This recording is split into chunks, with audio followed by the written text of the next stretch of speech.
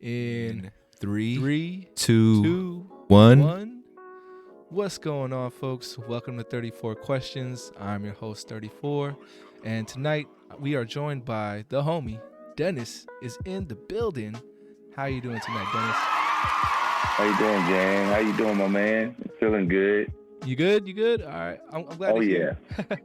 Yeah, man, I'm cool too. I'm getting over a couple days where I wasn't feeling too hot. You know, probably like 30% on Monday, 80% yesterday, and then today I'm pretty much back at the hundreds, and I'm happy. I'm happy to be back. I definitely missed, for the folks out there who don't know, me and Dennis, we are co-workers in the same site.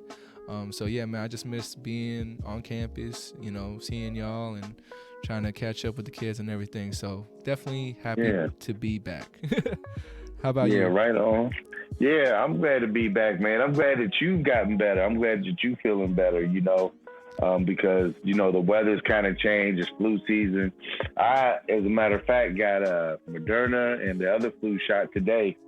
Oh, you did? Right after work. Yeah, right after work. I made an appointment like 2 weeks ago. And so I just got mine, and I'm just kind of glad. I hope everyone kind of just watches out for that, because it is flu season. You got ahead of the curve for sure. My parents were on me. They're like, "Oh, you must have not got the flu shot," because every year they tell me to get it. And then this year I hadn't I hadn't gotten it yet, and I think it just bit me in the ass. So it's all right though. Like I feel better now, and hopefully that immunity, sticks with me throughout the rest of the. It's stronger. Yeah. Yeah. And especially, like, I don't know if you heard, it's going to be like a winter storm all of December's kind of. Yes. I'm not looking forward to that, man. I'm not too fond of the rain all the time. I like it here and there, but all the time, oh, man. Yeah. I feel it. With this California weather, That's right. You must have been like, man, what a baby. Right. Nah, I got you. No, I grew up out here, man, so this is all I know. And if anything's different, I'm just like, what's going on? What's wrong right now? Right, yeah.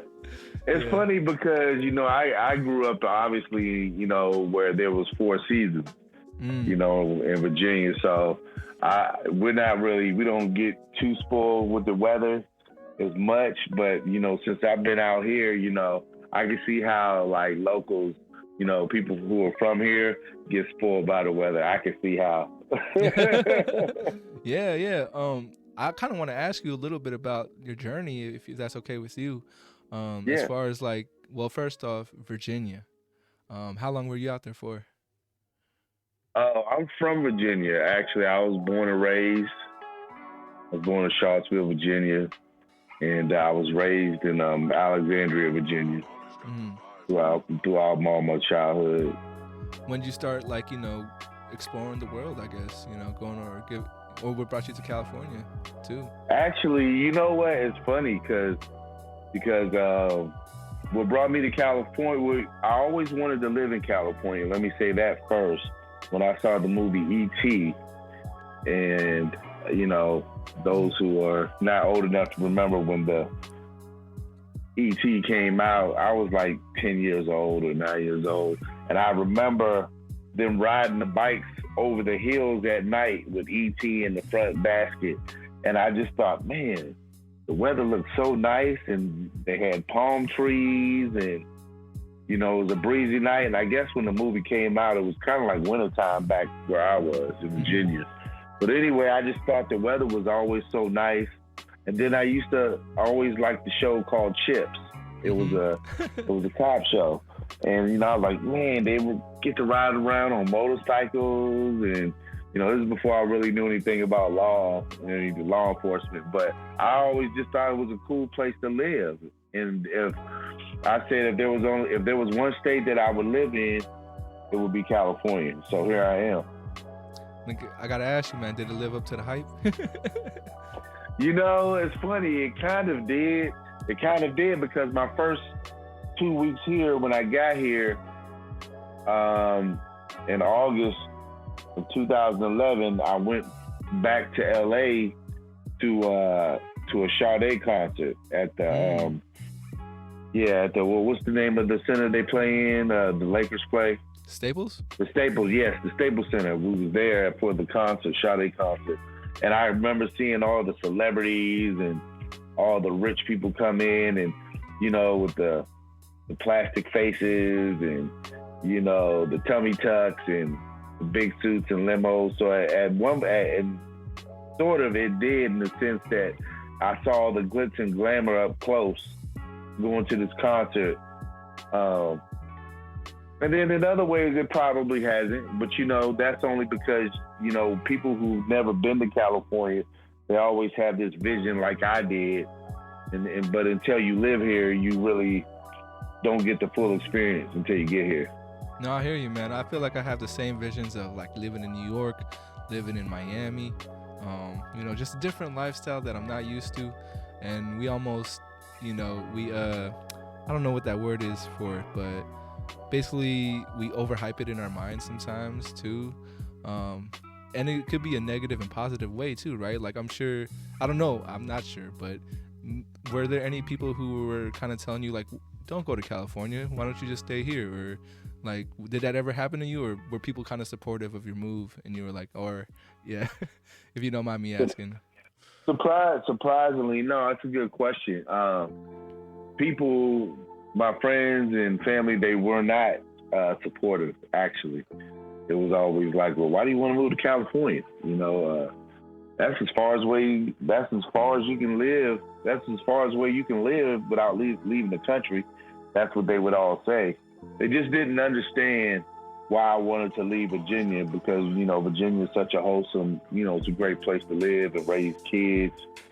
It's very clean and it's just a really good place to live and grow up.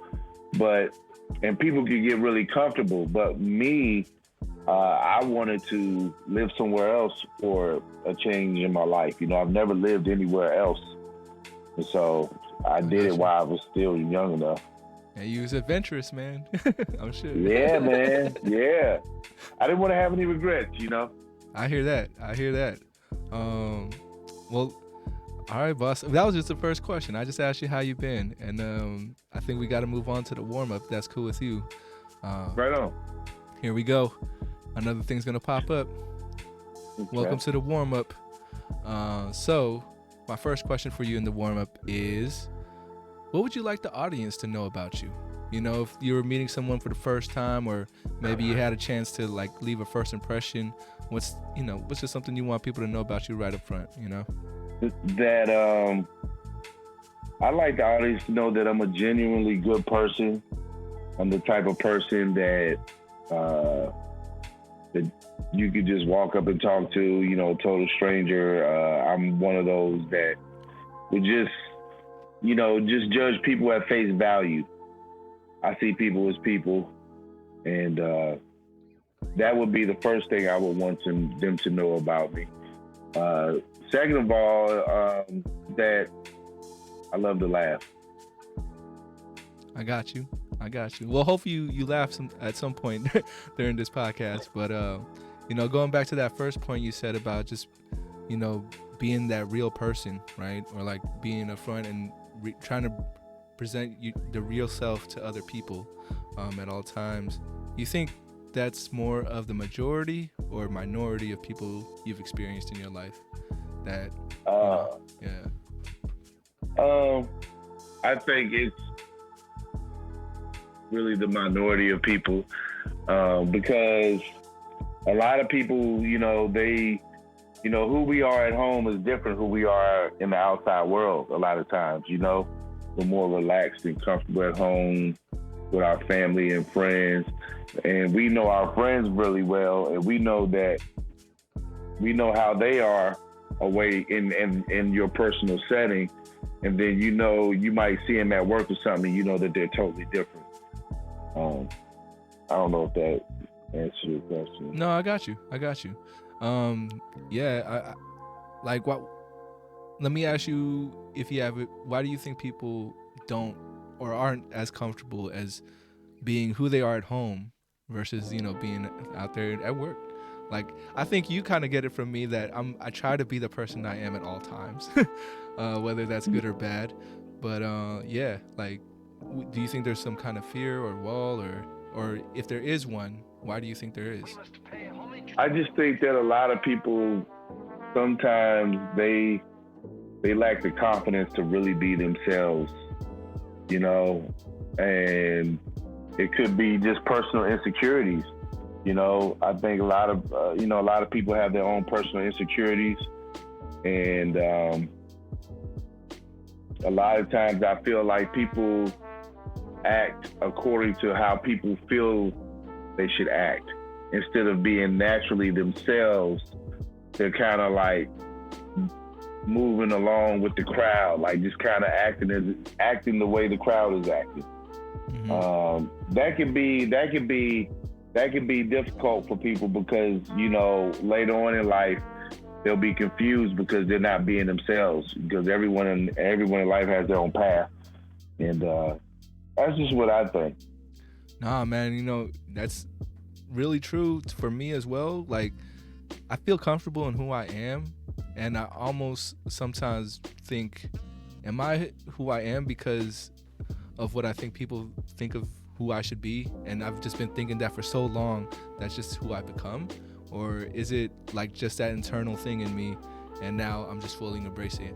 I haven't figured that out, man. Like, I want to believe that everything that's coming out from me is genuine and real, but I know when you try to look at things from all perspectives, it could also be that I'm just trying to be what I think people want me to be, which is, I guess, something I'm still figuring out. But I like to believe the former on that one.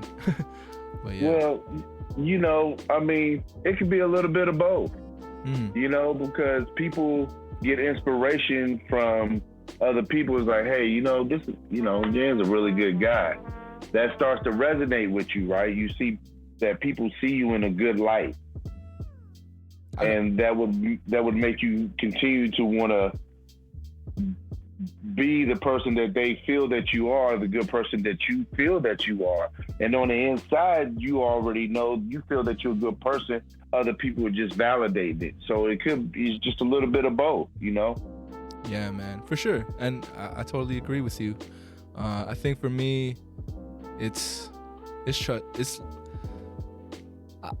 I don't do well with compliments. And I feel like a lot of people aren't good with compliments, because I'd like to compliment people and then they give me like it feels awkward, or you know, they give me that look like, don't say that, and I feel the same way when people give me ones.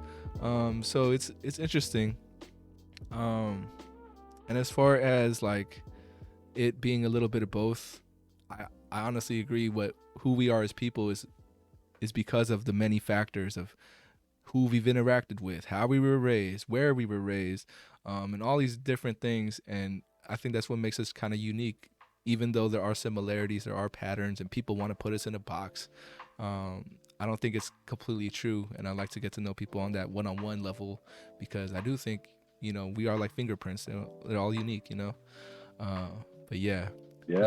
Let's move on to my second question for you in the warm-up, which is, if I were to do something in your honor, a way to express the energy you possess, what sort of act could I do? I would say, that's a good question, but I would say it would be something with kids. It would be something with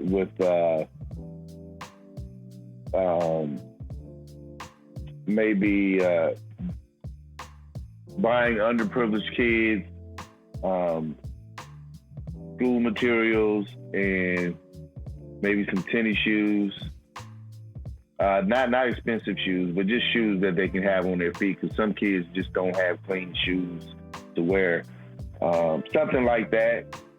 And then maybe teach them a sport, see if they would be interested in sport, or maybe computers. Just something along that lines where I can give back to kids, because they are the future. When we're gone and I'm gone, like, I want them to be good and have have some good leadership in place for them, so they learn how to be good men and women. Now we know, Dennis. And you know, as long as I'm still in the system, in the industry, at least now I know I could easily do that for you, man. You know, just set up some a school supply giveaway, or clothing if we can. And I work for the Y, so I don't see why we can't make it happen sometimes. But yeah, and let me see. Well, if there's any way how would you like to be remembered? If there's any specific way you'd like to be remembered. I would like to be remembered as a person who, although was complicated at times, really loved people, loved to laugh, loved sports, and loved all kinds of people. Loved all people. So I had love for everybody. Where do you think that comes from, man? Because I don't feel like everybody has love for everybody like you do. Well, it just comes basically how I was raised. I think, I had 3 older brothers and they played sports, and I kind of just followed their lead. They were good at sports, and they had friends of different races that would come by the house, so we would meet up for pizza when we were young. And they were kind of a good example in that way. I watched how they interacted and stuff, and so I said, okay, well, I need to get me some friends like this too. That's what's up, man. Yeah, I feel like for some folks out there who don't have that opportunity to just, I guess, live in a multicultural, multi-ethnic experience growing up, it's easy to just stick to, your kids or like your nationality. It's weird to say that, right? Like stick to your own group kind of thing. And this is something that was, so this was something that was brought to me today. And you tell me if you feel like this is true, since we work at the same place. But do you think the school population right now is pretty much kicking it with their own race or their own ethnicity? Like,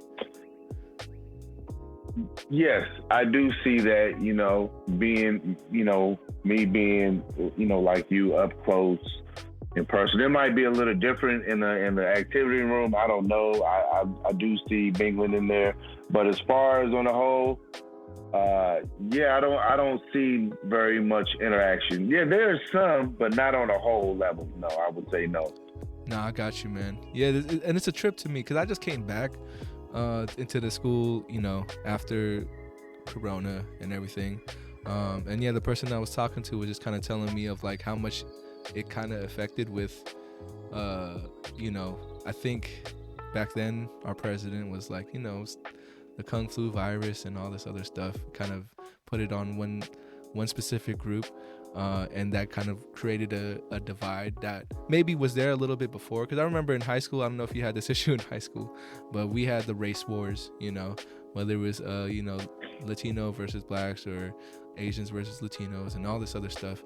It was there, but it never felt like it was like to a point where it would tear down a school. It felt like, because I felt like I was still cool with everybody, even if those things were happening. So in our school, I don't see it getting to that point. I hope it doesn't. I know you were there last year with the whole, the Polynesian and the blacks kind of getting into it. You remember that? Yeah. And, in my mind, I feel like we can get to those places without having it rise up to that occasion, So I'm hoping maybe like through the work that we do, we can get these kids a little more united, or at least more open to like talking and kicking it with each other. Cause like they're kids, and I'm sure you know this, as kids, all you're thinking about is like what you're interested in, what's fun for you. And that transcends, nationality or ethnicity and stuff, right? It's like we both like this thing, so why can't we enjoy it together? Versus I'm gonna wait till my friends come and play pool with them. Like, why can't y'all play pool together, kind of thing, So I think we'll get there, man. I think we'll get there. You think we'll get there?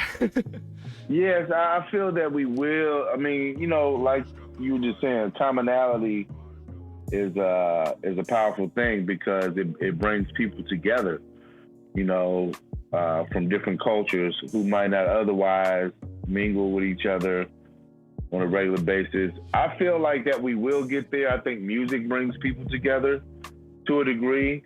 I would like to see it more, at Burton. I try to lead by example when I'm dealing with, my students. You know, I treat them all the same. I interact with them all the same. And I think it's important that they see me in a positive light, even though I don't look like them. Versus the ones that do look like me, they also see me in a positive light. And then those different groups can come together because, you know, that's the first thing to do. You have to find people who don't look like you and, you know, try to find some commonality. It doesn't hurt. And I think, you know, I've told some students before, the worst thing you can do in life is to look at someone at face value and think that you have a blueprint of who they are or what you think they are and how they move. That's a very dangerous way to move in life because you really miss out on the beauty on the beauty of people. You know, I've lived long enough to where I've met thousands and thousands of people, and I can just tell you, I've just had a great experience in life meeting people from all different ethnicities and having great experiences. You should have a podcast too, Dennis. It's the truth, though. You know, I lived long enough. That's dope, man. That's dope that you got an opportunity to do that. I think I'm trying to get there. I don't think I've met thousands of people, but I'm trying to get to that point. You know, especially with this podcast. You know, my goal is to do 10,000, right? You do that. You know, as long as I got time on this earth, I'm gonna keep going for it. But there you go. That'd be crazy though. 10,000 hours of talking to 10,000 people, man. It's on. The streak is on. That's the streak. Exactly.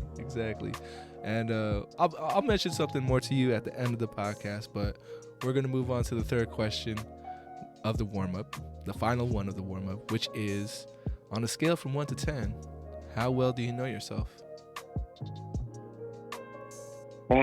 Pretty well. You know. You give yourself a 10? I would say a 10.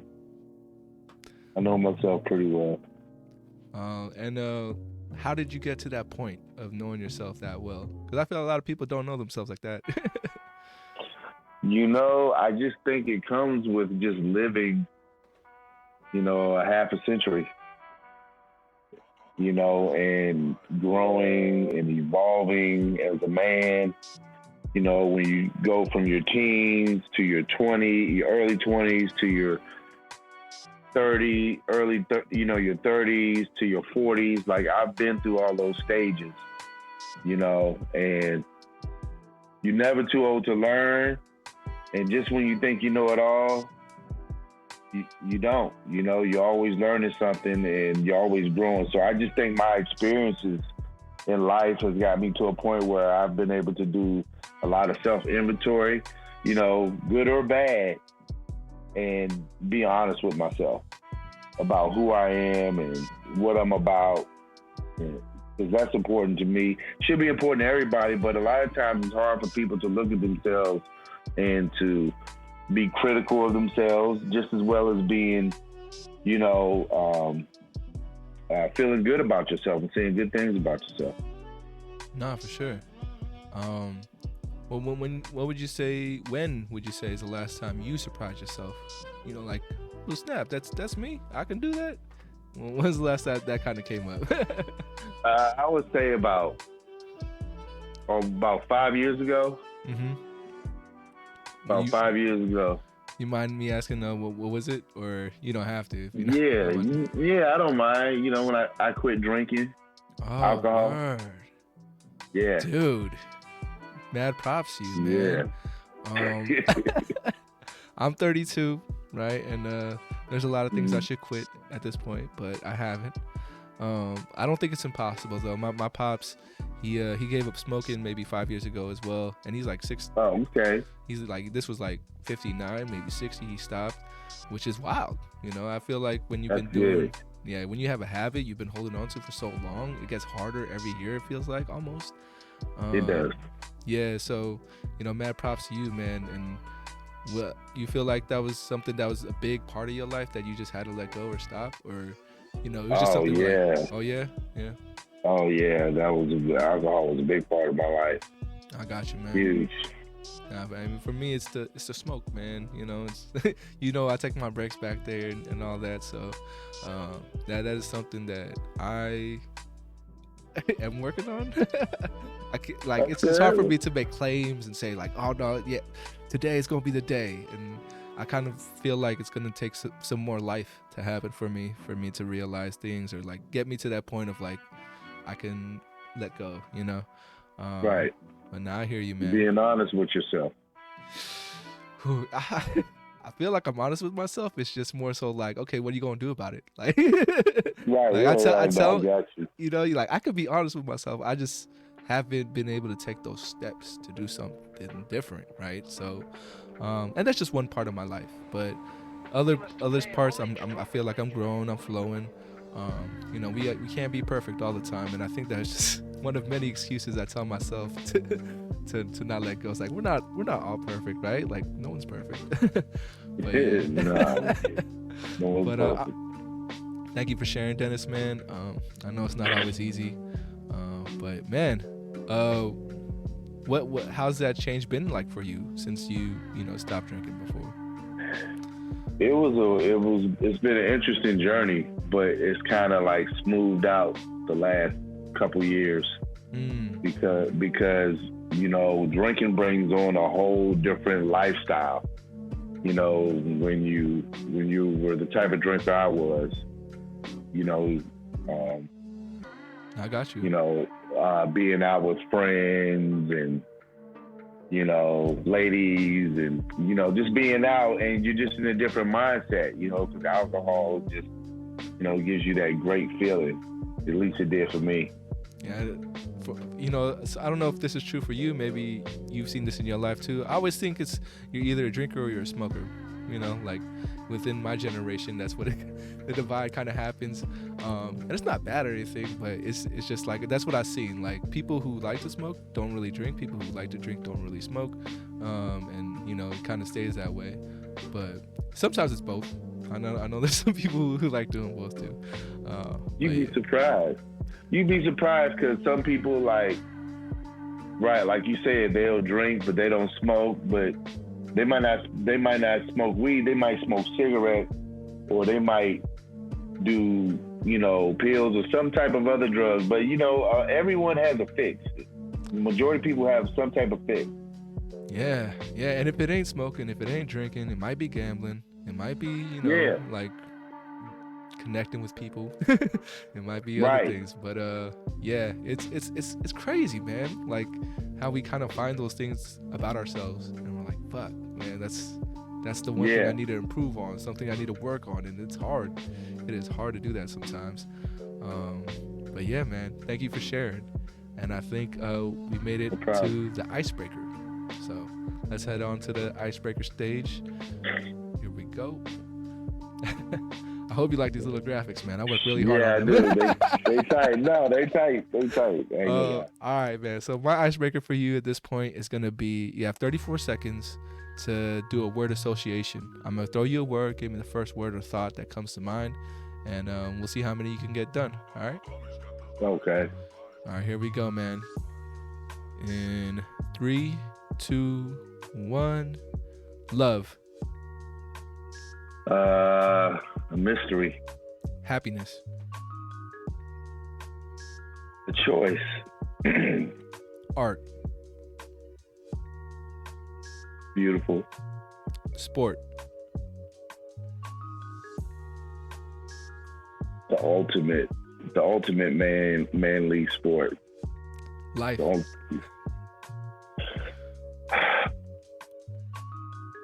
Beautiful. Hope. Always hope. Got you, man. So you got about, I think, 6 or 7. I got lost because I was trying to concentrate on just your answers. But yeah, man, I want to press on one of them, which I think you said love is a mystery, or mystery came up for you, man. Yeah. Why did mystery come up for you? Just because people in their minds are ever changing. The world is ever changing, and I feel like social media has really changed the way people view each other in a dating setting. You know, me being 52 years old and being from a time when people actually had to get in front of each other and actually talk and socialize face to face. You know, it wasn't over the computer or anything. So I feel like people are like kind of, you know, they just kind of hiding behind these shields. And I'm not saying it's impossible, but it's just been a mystery here lately. I got you, man. You know, it's weird for me. I was a shy kid. It was hard for me to approach women like, you know, the old school way of just like, you know, oh, I meet them at the grocery store, at the club or whatever. And then while I'm trying to figure that part out, the whole game switches up. And this is like, oh, you gotta do this for the screen. And I'm like, wait a second, I thought it was supposed to be this way. And then now that I'm getting comfortable with myself and I can finally do it, it's like, nah, that's creepy now. Like, you gotta hit them up through text, man. Like, you can't just approach somebody, a stranger. I'm like, damn, man. Like, so no, it always changes. It does change, man. It definitely changes. And, you know, so like, I wonder, and I don't know if this is appropriate, maybe or maybe not, but I'll cut it out if it isn't. But have you gotten those questions yet from our students, like, oh man, what should I do about this girl, or what should I do about this boy, like, you know? And I'm just like, yo, I don't know. Like, you do not want to ask me right now because I don't know. You know what I tell them? I tell them, you know, I said, you know, they're too young to worry about, you know, to be deep in these type of thoughts and situations. They got their whole life ahead of them. I say, you know, once you leave these doors, you're going to be focused on whatever it is you're trying to do to survive. That is true, man. I'm going to take that and I'm going to use the same answer going forward. It's like, that is very true. Like, why are you thinking so hard and deeply about this right now? When your whole life's going to change. You don't have to worry about it. Yeah. You're right. I forgot about that answer. You're going to be out in this world full of people, and you're going to even forget we had this conversation. I feel that. Maybe they won't, because now they'll be like, maybe they won't. Maybe they won't, man. Because I tell them, you know, they got a whole world out there. I was like, you're going to be not even thinking about this. You might remember the conversation, who knows, but you got your whole life ahead of you. Let me ask you this, Dennis, man. I think it takes, you know, a person with a unique perspective to come back and like work with the youth or be in the positions that we're in, just being around kids all the time, right? I almost want to believe that the people that have stuck around or have continued to be around has had that perspective because someone when they were younger was like treated the way we treat our kids is because we were treated that way by some adult, right? Like somebody gave us some guidance, somebody treated us like, you know, we're real people and not just kids that were just messing around. So yeah, for you, did you have that experience? Or I know it could be the opposite too, where like you didn't get that support, so now you want to be that support. But yeah, was there any adults in your life growing up that was kind of like showing you that it was important to have these good adults in a child's life? Yes, I did. You know, I used to go to camp when I was a kid. My mother would send me and my brothers to, you know, camp, or I don't think it was Bible camp, but it was camp. And, you know, you'd have counselors there and you would learn how to do things together and be a team, and you'd sing together, you'd work on, you know, rope projects together, tug of war, all of that. And it just showed me, you know, I was like, wow, these people are doing this for us. Like they've got all these activities organized for us. And I just remember how fun it was. And also, you know, going to Bible school on Sundays. We used to do arts and crafts, and we used to do like races and things of that nature, kickball. And this was just all with people who were just a part of the organization, the church, what have you. They had different careers, but I always thought if I ever, later on in life, that this was something that I wanted to do, just to give back and, help young kids and just be there for them. I got you, man. I be wondering that sometimes, and I'm sure you got some kids too, where like you try to do something, event, program, you with wrestling, me with all the various stuff, but like we have those kids like yourself that are like appreciative and be like, oh, thank you for just even doing something. And then we got those other kids that are like, is this it? Like, where's that extra? Yeah. Where's the more stuff? Am I getting paid for this? And I'm all like, for real? Right. Yeah. It is a trip, man.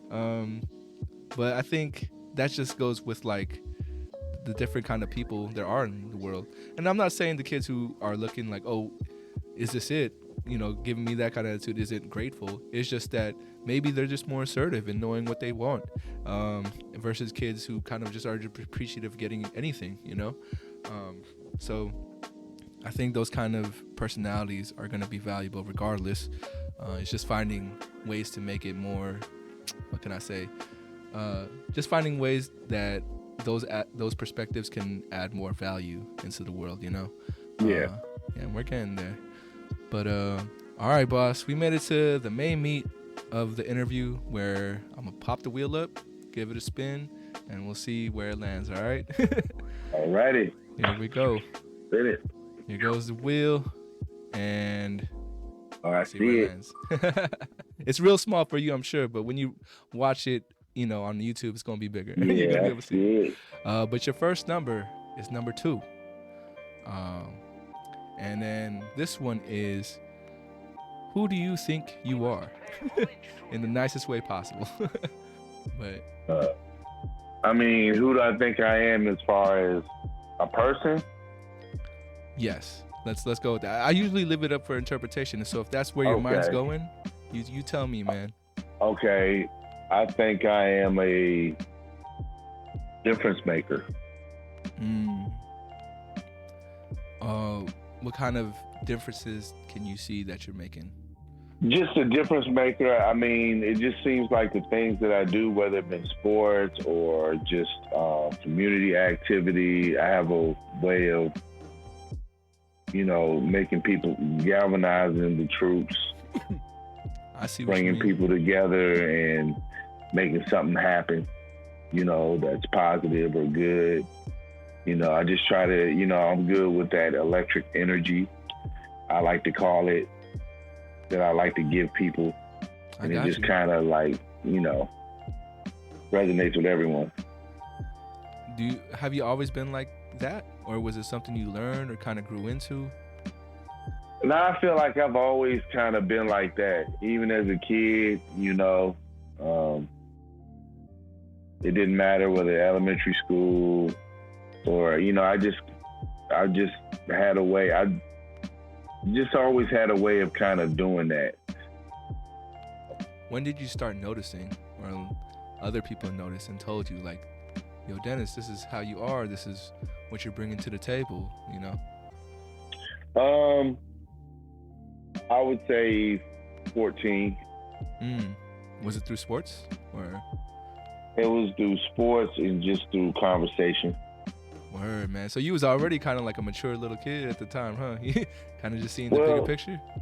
Well, I was immature actually, but I did a lot of reading, and I knew I had good wordplay, and I was raised by a mother who always communicated and talked to me, very upfront and real, as she wanted to be with me about things, and so that kind of sharpened me up a lot.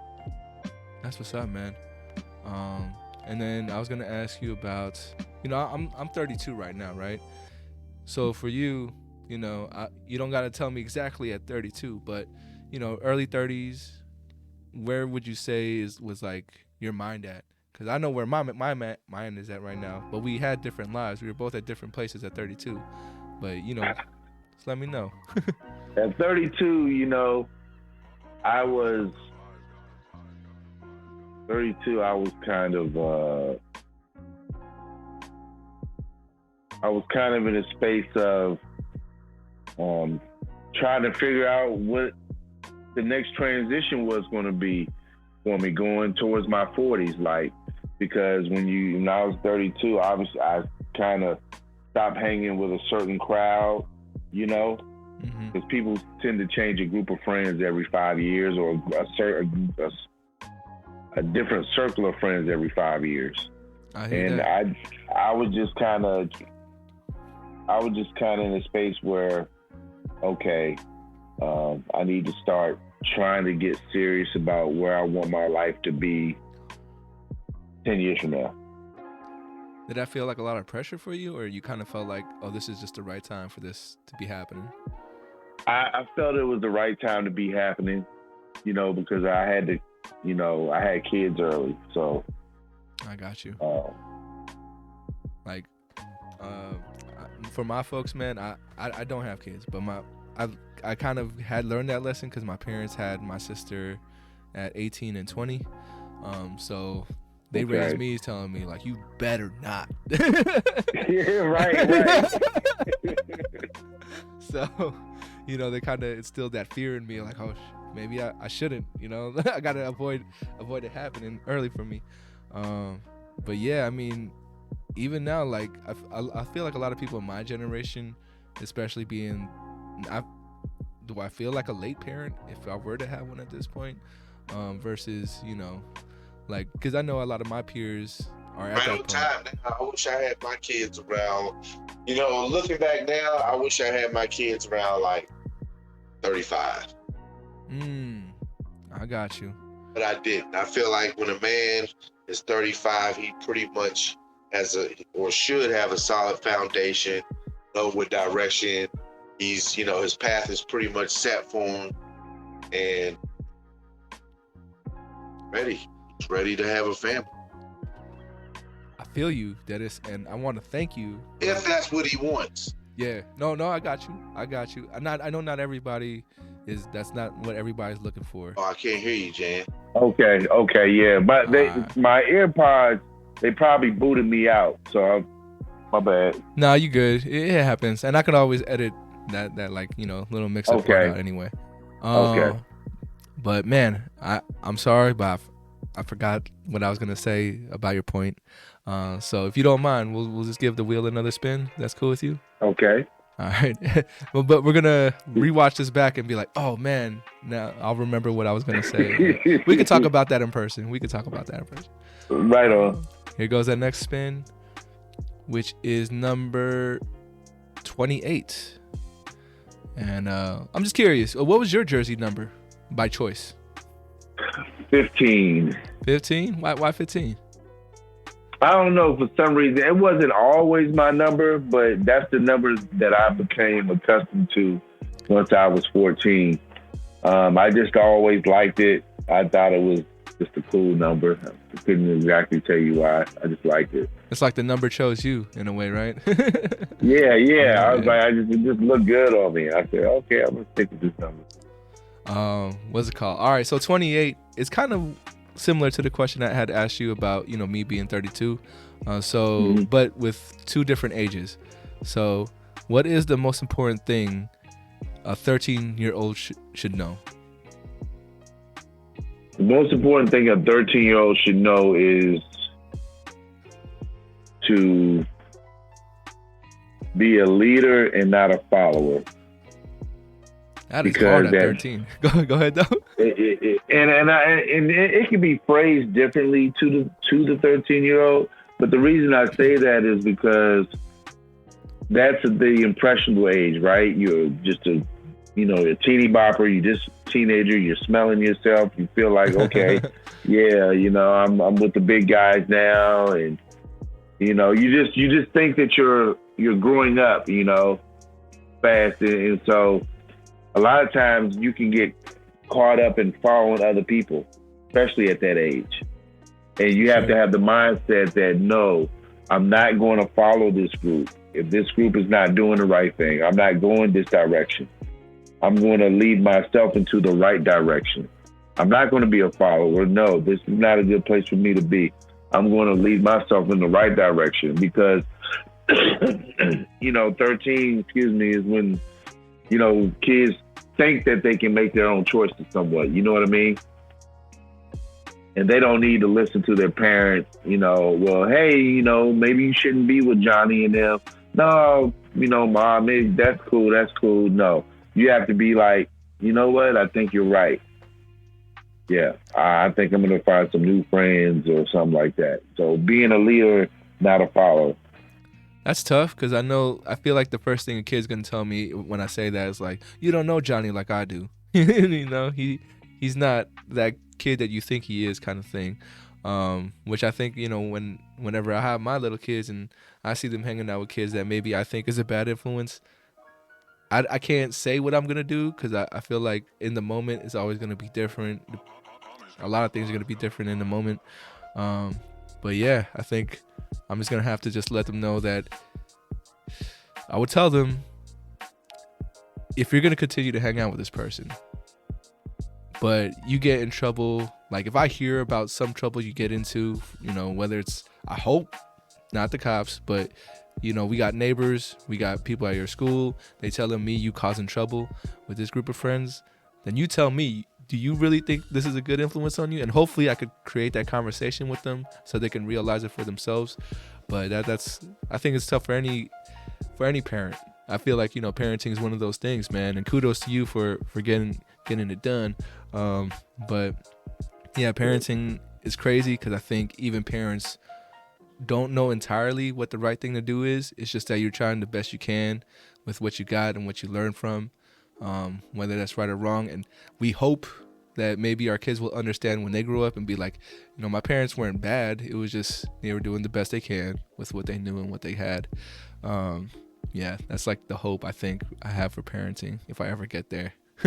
Yes. And also, just one quick point is like when the child defends their friend, the parent has to be able to give facts and example. And that's the parent being aware of who their child is friends with, right? True. A lot of times parents don't really pay that much attention. You just figure their kid's playing, that's their friend, blah, blah, blah. But, these kids are strangers. You don't know what their home life is like. You just need to know all of that. That way, if, when it comes time to respond to your child's rebuttal, you can point out things as to why it's not. So that's a way to educate your child. No, that's true, man. I think if my kid was like, you don't know Johnny like I do, I'd be like, well, I do know this about Johnny, and then I could kind of break it down. Exactly. I think that's more powerful than just saying, no, don't hang out with them. Why? Because I said so. And it's like, yo, that's not going to fly with a kid. Kids need reasons. They need reasons. And that's why it's important to always try to explain, have a reason for them and educate them, For sure. All right, boss. Just a heads up, we got about 10, 15 minutes left in our conversation. Do you mind one more spin, or should we move on? Sure. No, let's go ahead. Do another spin. One more, man. I almost hope it's gonna be 15. Now that you said something. Oh, sure. 15. We'll see. Well, you got number 1. But you know what? I kind of want to go to 15 because you said it's that number that shows you. Okay, let's go to it. This one's heavy though, man. I gotta prepare you. You gotta brace yourself for this one because this is a little very introspective, very reflective question. All right, and I don't know if you want to share it, but what's the worst thing you've ever told yourself? The worst thing I've ever told myself.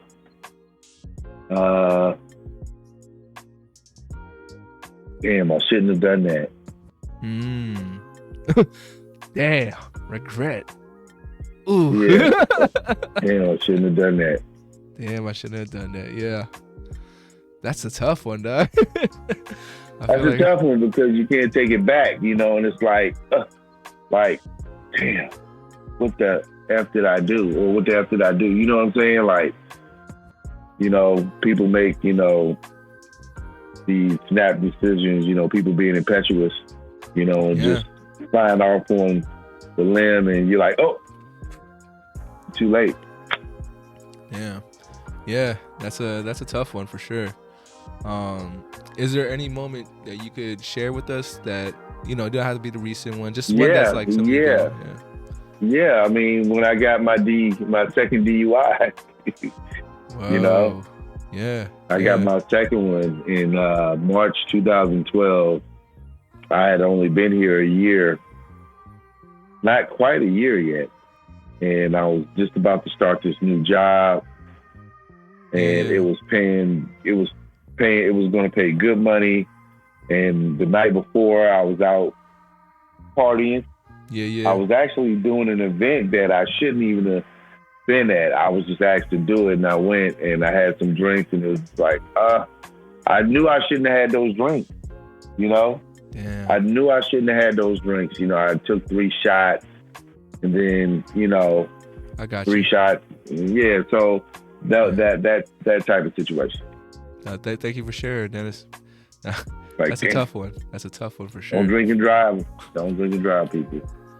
Yeah, that's something I totally am good about. Since I don't drink as much, that I know when it's happening, I probably just, what I do, I sleep in my car, and I've learned to sleep in my passenger seat, because if I sleep in my driver's seat, they're gonna be like, oh, you were intending to drive, kind of thing. But yeah, I don't know if that's still it's a complicated issue, because you have bars and you intend for people to go out and spend money and have fun, and you tell them to drink responsibly, and then, things can happen. But yeah. I mean, 2012 was also before like Uber became everywhere, right? And Lyft was everywhere. So like, I think that was good for business for them, for sure. Right. No one should be getting DUIs anymore if they got an Uber account. Nobody. One crazy story about like DUIs, it never happened to me, but I was going home to a party, and then this was probably like midnight, and I saw these group of people just sitting down like on the curb by this house, and they were just bawling, crying. And then, I was like, is everything okay? And then they're like, nah, our friend just got hauled in for a DUI or whatever. Their car's taken. We're stranded now because, he was our ride, kind of thing. And I was like, oh, and they were just, like very in the moment of like, this just happened, and probably in that mindset of like, I shouldn't have done that, kind of thing. And they were just telling everybody walking past them, like, don't drink and drive. And because they just lived through it, and it is not like, anytime you see those cop lights flash, it is not a good feeling. You're just like, heart sink to your stomach. You're like, dang, what the fuck? You can't hide the alcohol in your breath. You like trying to get a mint, and nothing's gonna work. As soon as you wind down your window, the smell is just gonna smack them in the face. Yeah. Well, thank you again for sharing, Dennis. And you've gotten over that hump, gotten over that hill. Oh yeah. And we've made it to the closeout portion of the podcast. But before we do that, I have a little exercise for you. It's called the 34th mantra. I don't know if you've seen it in my previous episodes, but I want you to fill out a phrase, which is I am, I can, I will. So I am blank, I can blank, I will blank. And let me know when you're ready, because I'm going to move it over to that screen. And it's probably the most nerve-wracking part, is because you will be looking at yourself. You're talking to yourself at this moment, just as, a reminder from you. So let me know when you're ready to answer that, and I'll move you over there. Okay. You good to go? Or yeah. All right. Oop. There you go. Go for it, man. Whenever you're ready. I am strong. What's the other one? I can, I will. I can be even a better person.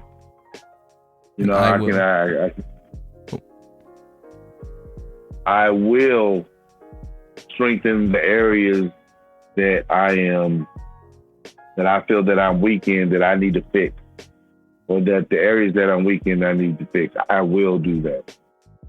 And did you want to finish the I can? I'm sorry to cut you off there. Are you good? No, I'll finish it. I can be better person to all people. I know I'm a good person to all people, but I feel like I can even be better. For sure, man. And now you got this little reminder for yourself, if you ever need to hear it from your own voice. But nah, man. I mean, I think that we can definitely get you to a place that's, you know, elevated to be better, and maybe just have some more resources and more power to make things happen, man. I feel like that's really what we need, because it seems like you got the passion to make it happen. It's at this point, you know, trying to have the tools and the people to kind of push it together, put it together. Oh yes. And I like, you know, I think you seeing what we trying to do over where we're at in our after school program and everything. And yeah, man, I'm excited, dog. Like, I know I'm not reaching all the kids, which is pretty hard to do, you know, with just one person, but you know, people like yourself are helping. And I think, you know, the kids that have been rocking with us, we can get them to a place where they're the ones that are leading. They're the ones that are getting other kids involved and all that stuff. It's just, you know, first they got to trust the adults that are running it, right? And then after that, they can kind of feel more empowered and be like, you know what, if they're doing it, like I trust this relationship, this flow, this, you know, this energy. And yeah, man, my boss always tells me I'm rushing things. I don't know if you feel this way, Dennis, but you know, in my mind sometimes I'm like, why not? Like, we're here, and I feel like if I'm not spending every minute trying to make this thing happen, I'm wasting time. But it's time also, is now. And it's also because I left the job 4 years ago, and I decided to come back because I was like, why did I leave in the first place? But I need to learn some things. I needed to, you know, grow some in other ways before I could come back and be like, you know what, this is it. It's time. And like you said, the time is now. So yeah, you know, I want to let you know. Why not now? What's that? It's like, why not now? Why not now, man? Why not now? All right, boss. I got you with the last 3 questions of the podcast. This next one is going to be from my previous guest. It's been a minute, so I can't remember off the top of my head who's asked me, which I feel terrible about. If anyone has been listening to my podcast and has gotten to this point and be like, ooh, he slipped, because I don't remember the last person to ask me this question. But this one is, oh, wait a second. I knew I always wrote the names down, and I was on the wrong page of my notebook. I don't know if you've ever met Chuck. Did you meet Chuck last year, Dennis? I think I have. I think I did. Very briefly, because he was there, and then he bounced, you know, sometime in January. I might have. February. Yeah. No. Okay, I came in February, beginning of February. So I'm not sure. I'm not sure. It's all good. But I wanted to share with you Chuck's question for you. What is it going to take for you to step into that truly inspirational zone? So you were talking about being better, you know, for the people around you or for the kids. What do you feel like is going to take you to get there? I think it's going to take networking with the right people and my own drive and ambition to get to that next level. To make it happen, you know, just making sure I meet my goals as to where I want to go with this, and make sure I'm connecting with the right people and doing the right thing. For sure, man. Hopefully, you know, I can find a way to help you out with that. And then my second and last question for you is, what would you like to ask the next guest that comes on to 34 Questions? What I would like to ask the next guest is, what drives you to be your best every day? Got you. You know, I like answering this question as well. So if, you know, how would I answer this? What drives you to be your best every day? Yeah, that's something, because I feel like, you know, we all wake up with a purpose, you know. We wake up in the morning, and then what I tell the students, how you feeling today? Oh, I said, well, just remember, as long as you're upright, you got a chance. It can turn around. I feel that. You know, because you know, not everyone is blessed. We try to kind of like take the little things for granted. I know it doesn't make you feel any better to say, well, there's people less fortunate than you, but they're really, people just have to, you know, make sure that they put themselves in a happy space, because I feel like a lot of social media, too much social media for a lot of people, it puts them in the box. And again, like I said, you know, getting in front of people and mingling is always good. But anyway. No, I got you, man. And I think, you know, the kids need that messaging.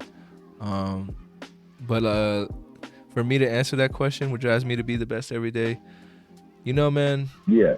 I think it's because a lot of people believed in me, you know, growing up. Like maybe too supportive, maybe put some great expectations in my mind at the time. But, you know, I felt like I was a good student. You know, I was polite, I was respectful of adults. So, like, pretty much all adults were like, oh, dude, you're going to do something. You know, you got maturity, you got, like, this level-headedness about yourself. And I felt good about it. And I'm like, oh, yeah? You tell me, like, I believe that. I could do that. And then I wasn't the same student I was in college, you know. I wasn't the same person anymore. And I've been different for like the past, you know, however many years. And now at this point in my life, doing the podcast, working at the school, I think a part of me is trying to get back to that person that people believed in, or at least, you know, believed in that kid. And yeah, I'm just trying to prove to myself that like they weren't wrong, or, you know, I wasn't wrong for believing in myself. So yeah, I think that's why I try to bring it every day and try to be the best I can, because for some reason people saw that in me, and I don't want them to be wrong. I don't want to be wrong about myself either. But damn, thank you, Dennis, for that question. I feel good. Yeah, I feel good. I feel good energy from you. I've always felt good energy from you. I've been around a long time, and, you know, I got a good feel and beat on people. I'm not saying I know people's personal life or anything, but as far as like when you come to work, I feel like the energy that you bring. Like when you came and talked to me on the bleachers, you know what I'm saying? For sure, like man. I can, you know, I know whatever people thought and believed in you, it's all. I mean, I don't see where it's went anywhere, you know. Thank you, man. I appreciate that. I think it's more so like I haven't taken the time to kind of focus on that part of myself, or at least share it with other people, whatever it's called. But you know how like back in the day, people always ask, what do you want to be when you grow up? Or like, I feel like at this point, it's like, what do you want to do? Or, you know, like I ask yourself, how do you want to be remembered? I think for me, man, like it's so general, it's so vague. And a lot of people will be like, that's not specific enough. But I want to be a force of nature, man. You know, like I want to, like you said, come into a place and people just be like, yo, like there's such just better energy. And, you know, if you're saying you feel that for me, man, I feel like I'm doing something right. So, oh yeah, for sure. Yeah, for sure you are. All right, Dennis, man, I don't want to take up too much of your time. Let me get you to the last question of the podcast, which is 100, 200, 300 years from now, your descendants are watching this video. What would you like to tell them? I would like to tell them that, you know, I'm so glad that you all are my family. I love the fact that you all are carrying on the legacy that I have started with you all.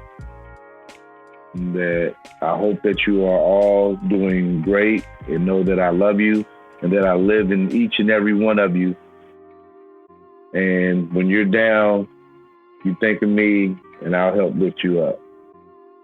That's what's up, man. Any last things you'd like to add before we head out of here? Yes. You know, the work we do, you know, is like, it is very meaningful. And, you know, because, you know, you got to be mentally in a space to be able to deal with teenagers, right, and to give back. And kids know when you're a phony. They know when you don't care. They have such a good feel. And, you know, I I do this for the love, for the love of giving back. And like we talked about at the beginning, like, what inspired me, because the people who helped me were there for me like that. And I'm glad to be there just as you are, JM, for these students. But sure. Mr. Rubin gave me a letter, and he said that, he asked students in his class, what inspires them or something like that. And the student wrote a letter saying that I inspired them, and I inspire them because I'm always asking how they're doing and how their day is going, and encouraging them in a positive way. And even though it was only like 4-5 lines, then it was she just wrote her first name at the end of it. I took it home and framed it last week. And it's a prized possession now because it just shows why I do what I do. Right there. When you can get those little, those huge compliments from students, you don't know that you really having that effect. That's your plan. But to have them let you know how they feel about what you do for them just made me feel good. And I just wanted to share that. I got you, man. And damn, framing it, I feel you. It is great, man, when, these kids just appreciate, because we know how much we put into it. So it's just like for them to recognize it, it's like, yo, thank you for That's a great feeling. Yeah. like, yes, thank you. Like, you might not remember me forever, but the fact that you recognize it right now at this moment, it does make me feel good. And if anything, that just solidifies the bond, right? Like, I'm sure that kid for you now is like, you know what?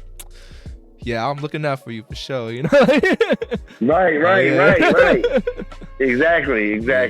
It's just a great feeling. It is, man. I want to thank you again, Dennis, for stopping by. It was great to chat with you outside of work, trying to get to know you a little bit more. And thank you for giving me the opportunity to, record our conversation just so everyone in the world can enjoy it as well. Let me, here goes the closeouts piece. I hope I can do this right because I know it's not great. Oh, yeah. Remember to reach out, reach forward. As always, much love. And we'll catch you guys next time on 34 Questions. Peace. And Dennis, before you go, I got to ask you to do a quick little thing for me, which is basically I want you to give you your testimonial. You're like super small on the screen right now, so don't even think about it. Just think about the audio.